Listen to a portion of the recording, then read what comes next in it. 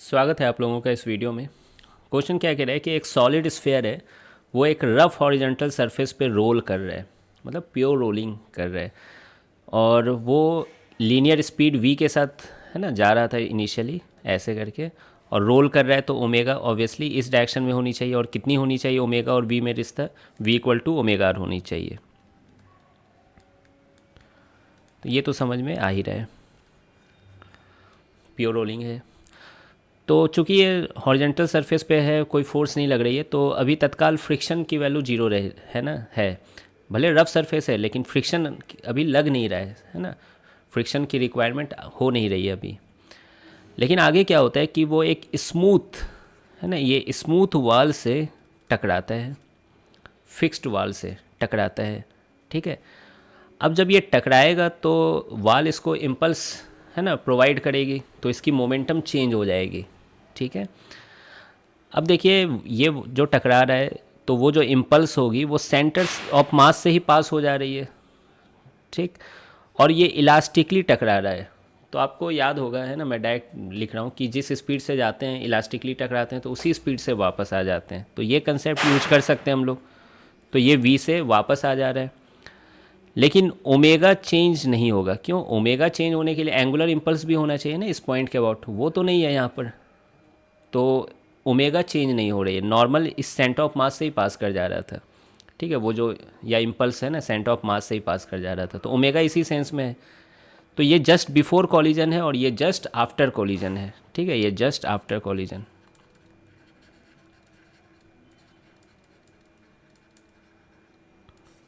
और ये है जस्ट बिफोर कॉलिजन।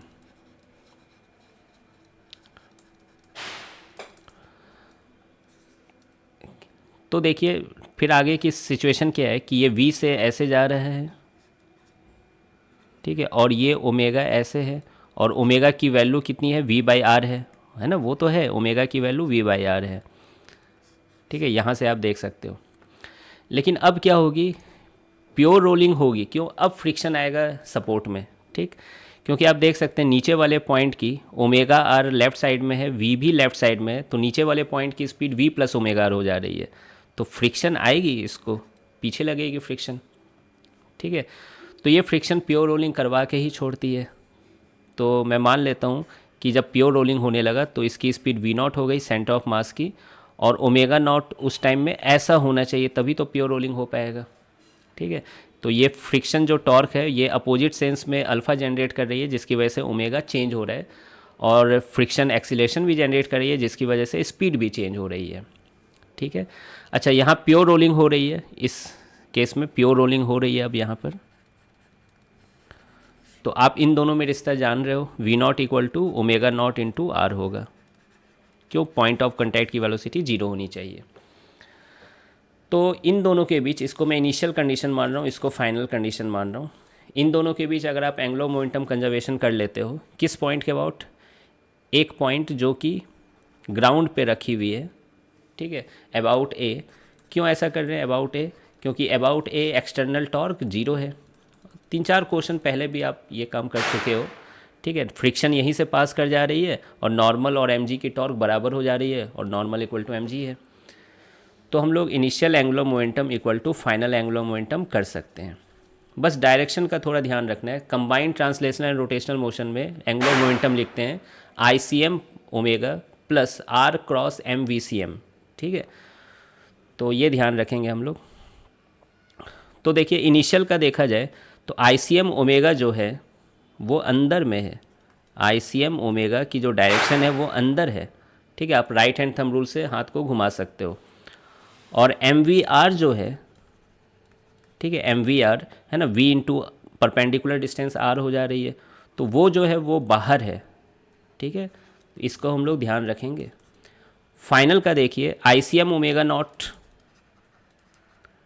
ये बाहर है, और m v not into r ये भी बाहर है, मतलब इसका डायरेक्शन अपोजिट है, तो इसको माइनस ले लेंगे, सबको प्लस ले लेंगे। ठीक है, अब वैल्यू रखते जाते हैं। आई सी एम की वैल्यू कितनी है, सॉलिड स्फेयर है तो 2/5 एम आर स्क्वायर, और ओमेगा की वैल्यू क्या थी, v बाई आर थी।